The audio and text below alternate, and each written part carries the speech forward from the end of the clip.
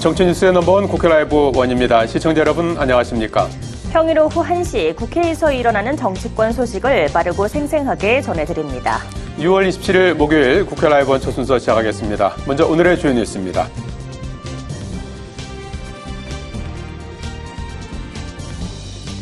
국회가 잠시 뒤 2시부터 본회의를 열고 여당 몫의 국회 부의장과 7개 상임위원장단을 선출합니다. 국민의힘 국회 부의장 후보의 6선의 주호영 의원이 뽑힌 가운데 22대 국회 전반기 원구성은 오늘 최종 마무리됩니다. 국회 환경노동위원회가 오늘 오후 윤석열 대통령의 거부권 행사로 폐기됐다. 22대 국회에서 재발의된 노란봉투법을 놓고 입법청문회를 개최합니다. 앞서 어제 진행된 노란봉투법 입법 공청회에선 노동계와 경영계 그리고 여야 이견이 첨예하게 대립했습니다. 4파전으로 형성된 국민의힘 당대표 후보들이 연일 영남권 표심 잡기에 매진하고 있습니다. 친윤 대 반윤 구도가 형성되면서 후보들 간 신경전도 고조되고 있습니다. 더불어민주당이 전당대회 준비위원회 첫 회의를 갖고 공정한 룰을 만들어 차기 지방선거와 대선 승리를 위한 유능한 지도부를 선출하겠다고 강조했습니다.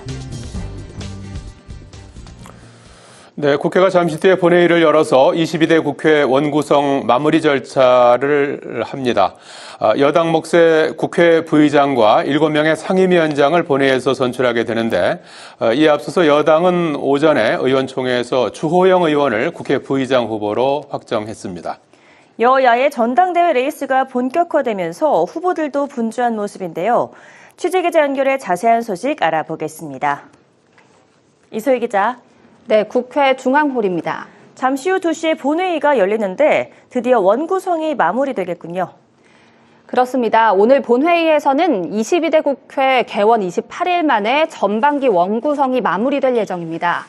먼저 여당 몫의 국회 부의장과 7개 상임위원장을 선출하고요. 다음 달 2일부터 진행되는 대정부 질문과 관련해 국무위원 출석 요구의 건도 의결될 예정입니다. 이와 함께 민주당에서는 해병대원 특검법과 관련해 국정조사가 필요하다며 관련 보고를 예고했는데요. 원구성은 오늘 마무리되지만 이 특검 4국조를 7월 안에 반드시 처리하겠다는 민주당과 야당의 입법 폭주를 비난하고 있는 여당의 강대강 대치가 이어질 것으로 보입니다.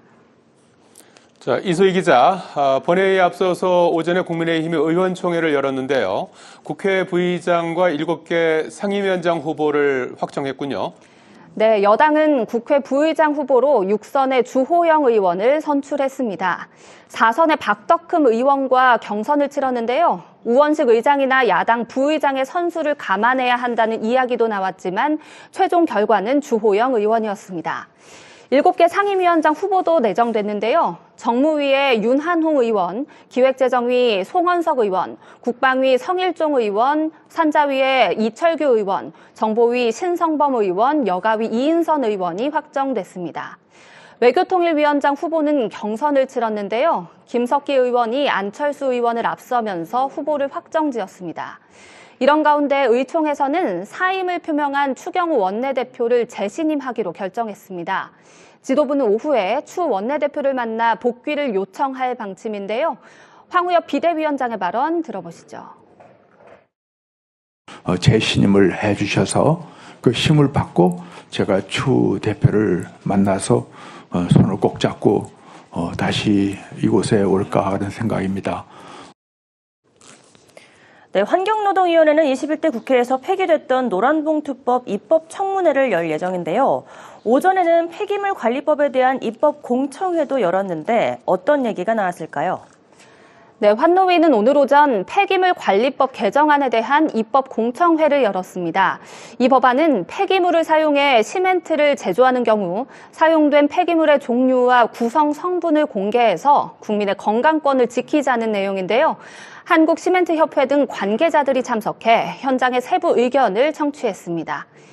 어제에 이어서 노란봉투법 입법 청문회도 열립니다. 노란봉투법은 대통령 거부권 행사 이후 21대 국회에서 폐기됐던 법안이죠. 하도급 노동자에 대한 원청 기업의 책임 강화, 파업 노동자에 대한 기업의 손해배상 청구 제한 등의 내용이 담겼는데 어제 공청회에서는 노동계와 경영계 그리고 여야의 이견이 첨예하게 대립했습니다. 오늘은 입법청문회가 후속으로 열리는데요. 이정식 고용노동부 장관 등이 참석해 논의를 이어갈 예정입니다. 자, 이소희 기자, 여야 전당대회 소식도 잠시 들어보죠. 4파전으로 치러지고 있는 여당은 후보마다 바쁜 일정을 이어가고 있고요. 민주당은 오늘 전당대회 준비위원회 첫 회의를 가졌다고요?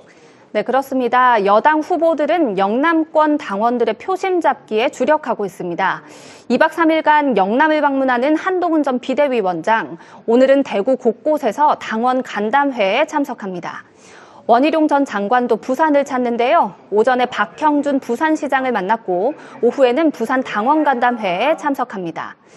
나경원, 윤상현 의원은 본회의 참석 후에 원외 당협협의회장 선출대회에 참석해 원외 당원들의 표심 공략에 나설 예정입니다. 이런 가운데 후보 간 신경전도 이어지고 있는데요. 친윤 대 반윤 구도가 형성되고 있는 가운데 오늘도 원희룡 전 장관은 한 전 위원장이 당대표가 되면 모두가 불행해지는 결과라면서 한 전 위원장을 저격했습니다. 반면 민주당은 전당대회 준비위원회 첫 회의를 가졌습니다. 이춘석 전준 위원장의 발언 들어보시죠. 다가오는 지방선거와 대선 승리를 이끌어낼 수 있는 유능한 지도부가 만들어야 된다고 생각을 합니다. 이러한 민주당과 차기 지도부가 구성될 수 있도록 다양한 의견을 수렴해서 공정한 룰을 만드는 전당대회를 잘 준비하도록 하겠고. 네, 현재 민주당 당대표 선거는 이재명 대표의 단독 입후보 가능성이 높은 가운데 비명계 이인영 의원과 전재수 의원 등 하마평에 오른 후보들의 출마 여부에도 관심이 쏠리고 있습니다. 지금까지 국회에서 전해드렸습니다.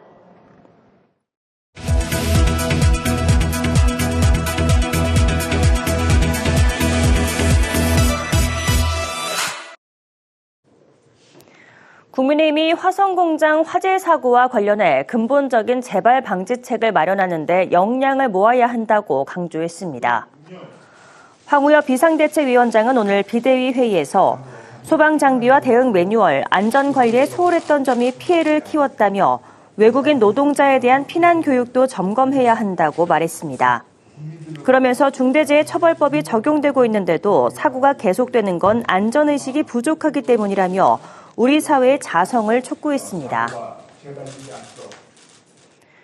더불어민주당은 다음 주 대정부 질문을 통해 해병대원 순직 사건 수사를 은폐한 주범을 밝히겠다고 강조했습니다. 박찬대 당대표 직무대행 겸 원내대표는 오늘 정책조정회의에서 이번 임시회에서 윤석열 정권의 무능과 무도함을 낱낱이 파헤치고 가겠다며 이같이 밝혔습니다.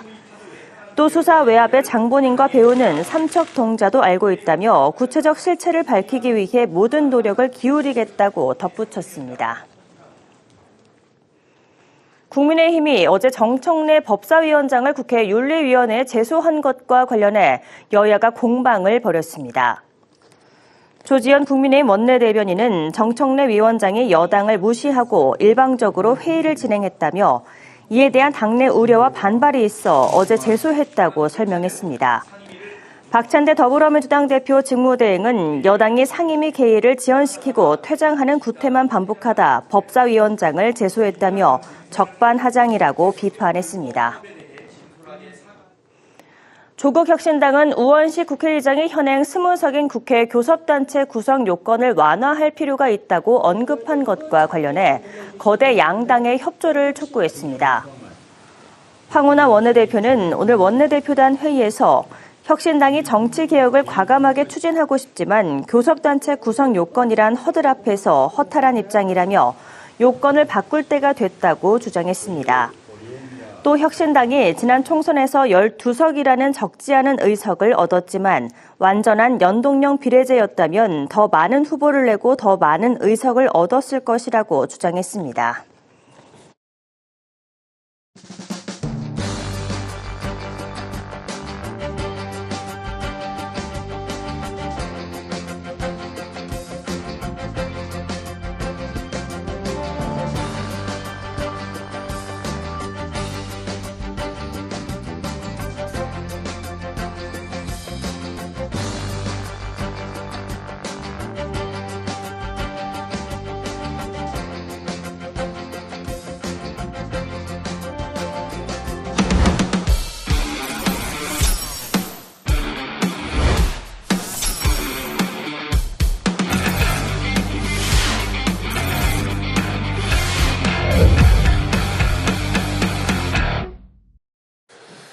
예, 잠시 뒤에 여야가 국회 본회의를 열어서 여당목 국회 부의장과 7개 상임위원장을 선출하면서 22대 국회 전반기 원구성을 모두 마무리합니다. 국민의힘은 민생을 위한 상임위 운영에는 적극 참여하겠지만 민주당이 특검과 청문회를 무리하게 밀어붙인다면 보이콧을 이어가겠다는 방침을 밝혔는데요. 오늘 원구성 마무리 이후에도 여야의 대립은 계속될 것으로 보입니다. 정정당당 진수희 김유정 전 국회의원과 정치권 현안 살펴보겠습니다. 안녕하십니까? 네, 안녕하세요. 예. 자, 오전에 국민의힘이 의총을 열어서 국회 부의장의 추호영 의원을 결정을 했고, 이제 오후에 이제 본회의에서 이제 그 표결을 통해서 이제 통과하는 그런 절차가 남아 있고, 7개 상임위원장도 이제 임명을 완료했습니다. 이렇게 돼서 이제 지난달 30일에 개원이 됐는데 28일 만에 이제 국회가 완전히 이제 표면적으로는 정상화됐는데 지금 22대 국회가 시작된 지 이제 뭐 한 달 가까이 됐는데 여야의 뭐 대립이라든지 갈등은 뭐 여전한 것 같습니다. 특히 21대 국회 때 대통령이 거부권 행사에서 다 폐기됐던 법안들을 민주당이 다 이제 발의하면서 곳곳에서 이제 충돌이 있는데 이 새로 22대 국회가 시작됐는데 이렇게 또 입법권과 거부권이 또 맞서는 상황은 또 재현될 것 같아요. 그래서 이런 상황 어떻게 이해를 해야 되겠습니까? 네, 말씀하신 대로 이제 22대 국회의원 임기 시작된 이후로 지금 거의 한 달 만에 이제 원구성이 마무리가 오늘로써 되는데 사실은 국민의힘 입장에서는 한 달 만에 그냥 아무 소득도 없는 채로 백기투항하고 빈손으로 이제 그 원구성에 합의를 해주었는데 저는 애초부터 아무런 전략도 카드도 없는 상태라는 생각이 들어서 버티지 말고 그냥 임기 시작과 동시에 원구성 해주고 정쟁보다는 민생을 위해서 우리는 일을 시작한다라는 메시지를 내면서 아예 처음부터 임기 시작부터 이제 원구성을 했었더라면 하는 아쉬움이 남습니다. 그런데 이제 한 달 더 버티지 않고 한 달 만에 원구성 마무리한 것도 다행이라고 말씀은 드려야 되겠는데 과연 이렇게 원구성 해놓고도 앞으로 국회 운영이 그렇게 썩 순탄하게 진행될 것 같지만은 않아서 그게 더 걱정인데요. 아예 국민의힘은 아예 그냥 대놓고 앞으로도 상황 봐서 보이콧도 이어가겠다 이렇게 이야기를 하는데 저는 개인적으로 국민의힘에 드리고 싶은 말씀은 의석수 부족하더라도 각 상임위에 들어가서 열심히 상임위 회의가 됐든 본회의가 됐든 들어가서 열심히 논리로 싸우고 자료로 또 이 그 입장 분명히 밝히고 하면서 지금 민주당이 주도적으로 그 통과시키려고 하는 법안에 대해서 국민의힘 입장에서 뭔가 독소 조항이 있다거나 이거는 도저히 안 된다라고 하는 부분들이 있으면 회의에 가서 적극적으로 좀 의견 개진하고 뭐 싸우더라도 회의에 들어가서 싸우는 이런 모습을 보여주는 게 잃었던 국민의 이 신임을 조금씩이나마 회복하는 그런 길이 아니겠나 싶어서 그렇게 해주셨으면 좋겠다는 말씀을 드립니다. 예, 국민의힘이 더 적극적이고 논리적으로 국회에 들어가서 정상적으로 들어가서 이제 싸울 때 싸우더라도 그렇게 하라 이렇게 조언을 주셨는데 그래도 어쨌든 뭐 입법은 또 입법대로 또 진행이 되고 또 넘어가서 거부권 행사는 거부권 행사대로 되고 이런 부분들이 좀 반복될 것 같아요. 네, 그래서 21대 마지막 국회 5월 28일 날 본회의장의 모습이 22대 예고편 같다는 말씀을 드린 바가 있었는데 거의 그대로 가고 있는 것 같아요. 그래서 참 22대 국회에도 여러 가지 걱정이 많은데 지난주에 7개 상임이라도 받고 빨리 들어오는 게 낫다. 시쳇말로 모양 덜 빠진다. 그런 말씀을 드렸는데 이제 결국은 이렇게 들어올 바에는 조금 더 서둘렀으면 그리고 그 입법 청문회도 같이 하는 것도 좋았잖아요. 그런데 오히려 이제 민주당 쪽에서는 국민의힘이 없어서 오히려 일사천리로 할 수 있었다라는 얘기가 나올 정도였으니까 좀 더 일찍 참여해서 빨리 원구성 마무리하고 했으면 참 좋지 않았을까 싶은데요. 뭐 마냥 특검법이든 법률이든 민주당이 뭐 일방적으로 처리할 수만은 없을 것이고요. 지금 순서대로 하고 있는 것은 지난 21대 때 못했던 것들 그리고 거부권 행사 때문에 파기됐던 것들 그리고 민심이 원하는 것들 우선순위대로 하고 있기 때문에 모든 법안을 그렇게 할 수는 없을 것이고요. 일단 하는 데까지는 해보되 최대한 협상하고 대화하면서 만들어 가야겠죠. 예. 지금 그 법사위 상황이 어떻게 보면 상징적으로 지금 국회 상황을 보여주는 것 같아요. 지난주 금요일에 법사위에서 해병대원 특검법 관련한 그 입법을 위한 청문회가 있었지 않습니까? 거기에서 이제 결과적으로는 이제 방통위법하고 방송 3법이 통과되긴 했습니다만은 그리고 이제 뭐 여당 의원 퇴장도 하고 했는데 그 과정에서 정청래 위원장하고 이제 여당 뭐 의원들하고 뭐 설전 고성욕하고 뭐 그러는 모습을 이제 많이들 보셨을 텐데 말이죠. 이후에 그 파장이 있습니다. 그래서 국민의힘이 오늘 정청래 위원장을 윤리위에 제소했고 또 정청래 위원장도 그 맞대응해서 윤리위에 제소하고 퇴거 불응죄로 형사 고발하겠다 이렇게 지금 밝히고 있습니다. 그래서 이 상황은 어떻게 봐야 될까요? 저는 그 법사위 상황을 보면서 이게 기싸움을 한다는 인상을 굉장히 강하게 받았는데 기싸움이다. 예. 그래도 정청래 의원이 위원장이시잖아요. 앞으로 2년간은 그 법사위원회를 가급적 파행 없이 좀 끌고 가야 될 이 책임, 의무가 있는 법사위원장 입장에서는 조금 다소 또 다수당이잖아요.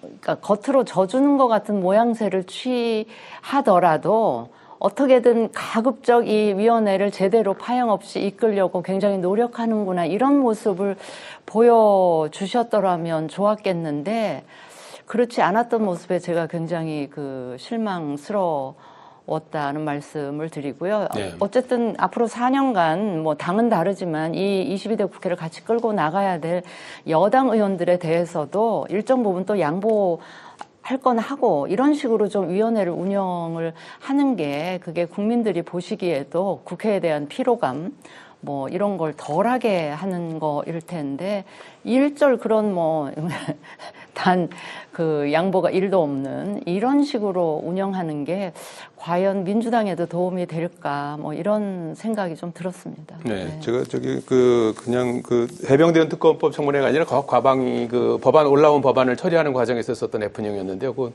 상황 어떻게 보셨습니까? 네. 예. 뭐 우선은 입법청문회 때 모습 가지고도 네. 윤리 제소한다 막 이런 얘기가 나오고 있으니까요. 입법청문회에서는 저는 뭐 이제 위원장의 태도나 그 진행하는 이런 과정까지 뭐 다 동의하지는 않습니다만 그래도 어느 정도 왜 이거 특검을 해야 되는지에 대한 명백한 이유를 밝혀주는 청문회였다고 생각하고요. 실질적으로 또 몇 가지 소득도 있었고요.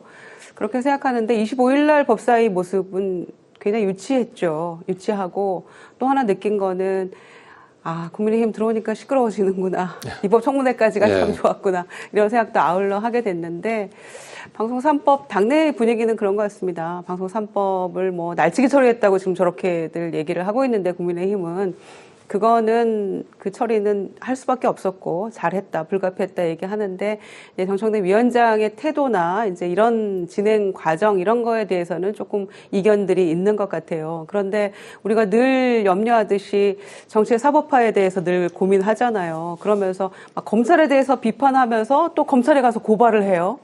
국회의 일을 가지고. 네. 이런 것들이 과연 마땅한 일이고 온당한 것이냐에 대해서 우리가 좀 다 양당이 돌아봐야 될 것 같고요. 특히 입법청문회는 들어오지도 않아 놓고 뭐 그 건들 가지고 윤리 제소한다 그러고 뭐 모욕이니 뭐 이런 얘기 하고 있는데 그러면서 정청래 방지법이라는 거를 만들겠다고 하는 거는 또 다른 모욕이라고 저는 생각해요. 그리고 국회 윤리 제소한다는 게 실익이 없다는 것도 너무 잘 알고 있는데 그냥 일단 정치적 요식행위죠. 사실 윤리 뭐 구성도 지금 아마 안 돼 있을 건데. 네.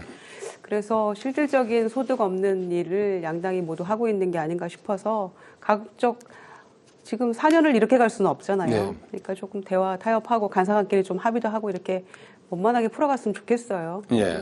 법사위 상황은 앞으로 좀 계속 좀 살펴봐야 될 것 같고요.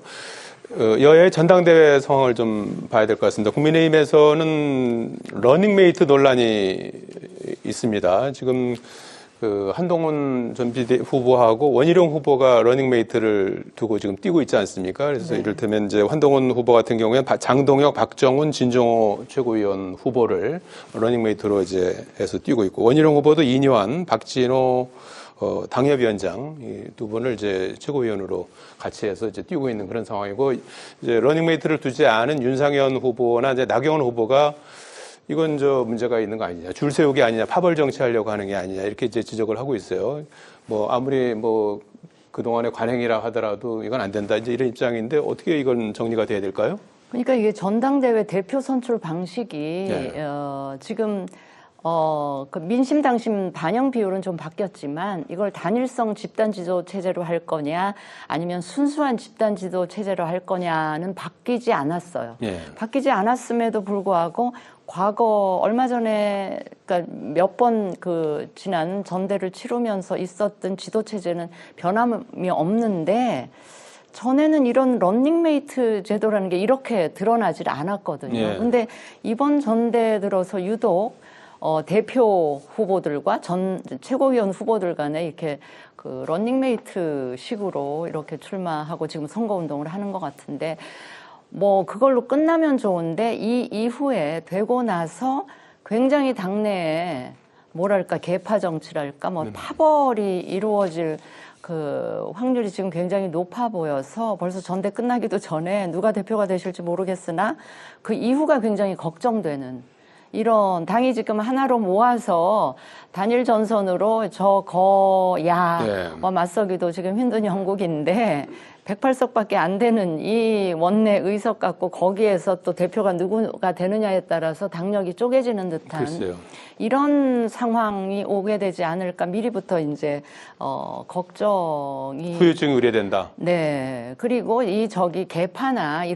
이런 게 어느 정당이나 개파는 있을 수는 있어요. 네. 있으나 이 개파가 정책이나 이 정책 비전과 관련해서 뭔가 이 생각이 다른 분들이 같이 하는 이런 게 아니고 이거는 순전히 어떤 특정인 중심으로 이렇게 당이 갈라지는 파벌이 형성되는 개파가 만들어지는 이런 거여서 우리가 개파 정치 때문에 사실은 국민의힘이 굉장히 힘들었던 그런 아픈 경험들이 있음에도 불구하고 이번에는 아예 처음부터 이렇게 노골적이고 그냥 당당하게 저렇게 파벌을 형성하는 식의 전대를 치른다. 저는 저 후보들 과거에는 대표 이런 일 없었나요? 저렇게까지 대놓고는 노골적이지는 하진 않았던 것 예. 같아요. 그냥 물밑에서 이렇게 짝짓기 같은 거는 있었을 수 있는데 저렇게 대놓고 하지는 않았는데 저거는 제가 보기에 원희룡 전 장관이 됐든 나경원 의원이 됐든 아니면 한동훈 후보 같은 경우는 지금 처음 당대표 비대위원장은 또 성격이 다른 선출직 대표에 도전하는 거니까 아예 이제 새로운 도전을 한다라고 하면서 그런 거를 다 난 안 하겠다 이렇게 선언하셨으면 지금 이제 분위기상으로는 지지율이 제일 높게 나오는 한동훈 후보이기 때문에 저 한 후보 쪽에서 먼저 나는 그런 거 안 하겠고 우리 당원들 한테 내 비전을 이야기하고 평가를 받겠다. 그리고 나중에 최고위원이 누가 되실지 몰라도 그 최고위원들하고 함께 이 당을 바람직한 방향으로 운영하겠다. 이렇게 나갔더라면 더 좋은 평가를 받지 않았을까 싶은데 이제 한동훈 후보부터 막 이제 이렇게 하니까 다른 후보는 또 따라갈 수밖에 없는 이런 상황이 돼서 저거는 전대 끝나고도 계속 이 전대 후유증을 계속 안고 갈 것 같다는 그런 불안이나 걱정이 좀 됩니다. 예, 당규상으로는 후보자가 아닌 국회의원의 선거운동은 금지되어 있는 그렇죠. 규정을 들어서 윤상현 후보가 그걸 얘기를 하고 있는데 그러면 당에서 좀 나서서 정리를 해야 된다고 보시나요? 당 선관위 같은 데서 나와서 정리를 좀 해야 될 텐데 저거는 이제 현역 의원들이 특정 후보 캠프에 가서 일하고 이런 걸 못 하게 돼 있어요. 그런데 이제 이 경우는 지금 대표 후보들, 최고위원 후보들 간에 그렇게 서로 도움을 주고받는다. 이것까지는 당원 단결 이렇게 명백하게 규정을 안 해놓은 것 같은데 단 저 후보들 캠프에 출마하지 않는 현역 의원들이 그 캠프에 가서 뛴다. 이거는 못 하게는 돼 있어요. 네.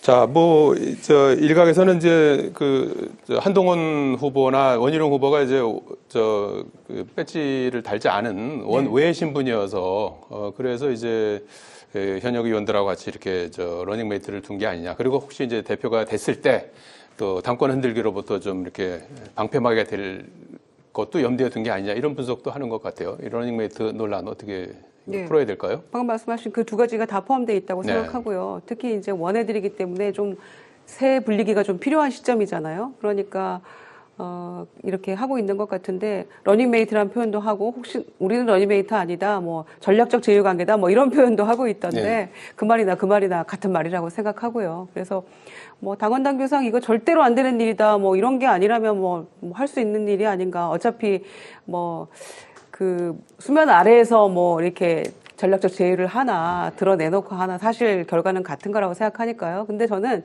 이런 일련의 이합 집산의 모습이 이준석 트라우마라고 생각해요. 그때 이제 당대표 시절에 최고위원들이 뭐 4명인가 사퇴하면 아마 지도부가 해체되는 그렇게 되어 있잖아요. 그러니까 만에 하나 한동훈 전 위원장이 지금 한동훈 위원장에 대한 견제구가 굉장히 심하게 들어오던데 여기저기에서. 네. 뭐 홍준표 대구시장은 물론이고요. 그래서 그 견제구 때문에 만약에 최고위원들 몇 명이라도 사퇴해버리면은 이제 당대표 됐을 경우에 또 흘리들리는 거 아니냐. 무너지죠. 근데 그것 때문에 한동훈 위원장도 그냥 아예 드러내놓고 조금 이렇게 함께 전략적으로 함께 간다 이렇게 하고 있는 것 같고 건드리지 말아라 뭐 네. 이런 거죠. 신호탄 같은 예. 거죠. 근데 그런 것들인데 결과는 어떻게 볼지 최고위원 선거도 굉장히 치열할 것 같고요. 예. 당대표 선거도 결선까지 만약에 갈 경우에는 또 흥미진진하게 될 것 같아서 뭐 매우 재미있게 보고 있습니다. 네. 민주당도 이제 지금 뭐 민주당은 일극체제 논란이 있지 않습니까? 이재명 대표가 당대표 거의 뭐 연임이 확실시되는 상황인데 최고위원 선출을 또 같이 하게 되는데 최고위원들도 다들 이제 친명 마케팅에 열을 올리고 있습니다. 그래서 강선호 후보 같은 경우에는 이재명 대표를 지키는 일이 민주당을 지키는 일이다 하면서 이제 이렇게 친명 마케팅을 했고 김병주 한준호 의원 뭐 다른 최고위원들도 저마다 다 이재명 대표를 이제 지켜 세우고 있는 그런 분위기예요. 그래서 최고위원들까지 다 이렇게 친명으로 가면 이 당내 민주주의는 어떻게 되는 건가 이제 이런 그 얘기도 나오는 것 같은데요.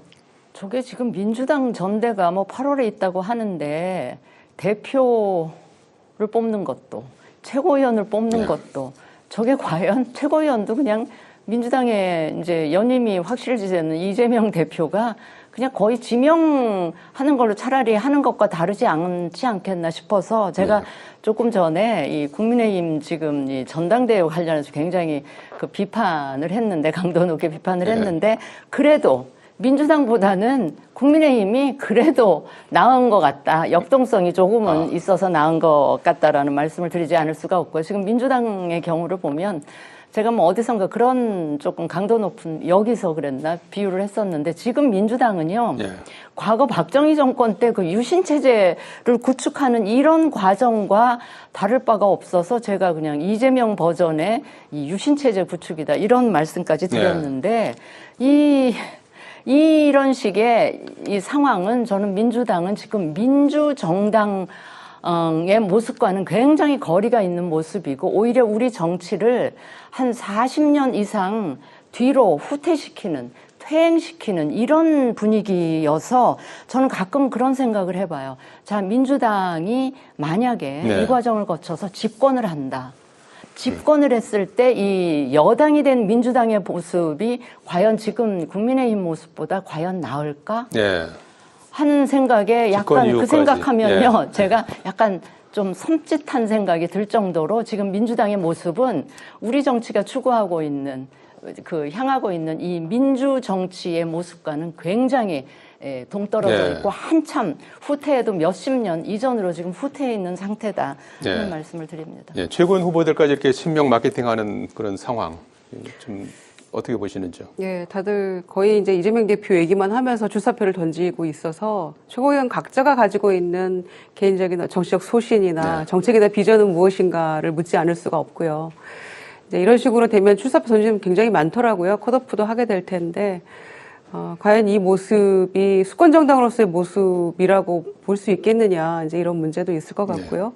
특히 이제 이재명 대표, 누가 물어도 이재명 대표가 다시 재출마할 경우엔 당대표 되는 거는 기정사실처럼 지금 대한민국 누구도 부인할 수 없는 상황인데 이제 같이 이제 출마를 고려하고 있는 이를테면 이인영 의원에 대해서 굉장한 비난의 문자나 이런 것들이 쏟아지고 있다는 걸 보면서 저는 오히려 이인영이 출마해 주는 게 고마운 일이라는 생각이 들거든요. 지금 이재명 대표가 단독 출마해서 연임하는 거에 대해서 당내에서도 뭐 비판의 목소리가 나오잖아요. 근데 그거를 오히려 다 커버해 줄 수 있고 민주당의 어떤 역동성을 보여줄 수 있는 출마를 만약에 한다면 그런 모습이어서 고마워해야 되는데 오히려 거기를 비난한다고 하니까 장기적으로 봐서 그건 이 대표에게도 민주당에도 도움 안 되는 거니까 당원들이 좀 심사숙고했으면 좋겠다 생각입니다. 시간이 다 됐는데 짧게 이건 뭐 좋은 뉴스여서 짧게 좀 다뤄도 될 것 같아요. 크로스오버 법안이라고 하더라고요. 서로 상대당의 이제 아젠다를 뒷받침하는 법안을 야당에서 이제 여당 아젠다를 향한 법안. 뭐 재친재생, 야당에서는 여당을 위한 뭐 법안에서 이제 뭐 K칩스법 이런 것들을 냈는데 이런 부분은 어떻게 평가하시는지? 그 부분은 저는 높게 평가를 하고요. 앞으로 지금 정쟁 요소가 있는 이런 법안들을 빨리빨리 정리가 된 이후에는 정말 민생과 우리 미래를 위한 이런 법들이 크로스오버 법안들이 더 많아져서 협치에 이 물꼬나 큰 계기가 되는 이런 국회 운영이 됐으면 되기를 정말 간절히 바라봅니다. 협치에 물꼬를 틀 수도 있다 이렇게 보셨고요. 그러니까 민주당이 이런 모습이 수권 정당으로 가는 길이다. 그리고 제 일당의 모습이다라는 생각이 들고요. 정부보다 오히려 이제 반도체법 관련한 것들은 더 적극적인 그런 더 큰 폭으로 지원하는 이런 것들을 발의를 하겠다는 거잖아요. 그래서 굉장히 잘하는 거라고 생각하고 연금개혁안도 우리가 다 수용하겠다 했는데 불발은 됐습니다만 그런 것들 포함해서 이게 한 걸음 한 걸음 수권 정당의 모습을 보여드리고 또 민생도 챙기는 모습을 보여드리는 거다. 당내 여러 가지 조금 인상 찌푸릴 만한 그런 모습 외에도 이렇게 하는 것이 저는 옳다고 생각합니다. 이른바 이제 크로스오버 법안 이것이 이제 협치의 시작점이 될 수 있을지 기대해 보겠습니다. 여기까지 듣겠습니다. 고맙습니다. 고맙습니다. 정정당당 진수희 김유정 전 국회의원과 함께했습니다. 시청해주신 여러분 고맙습니다.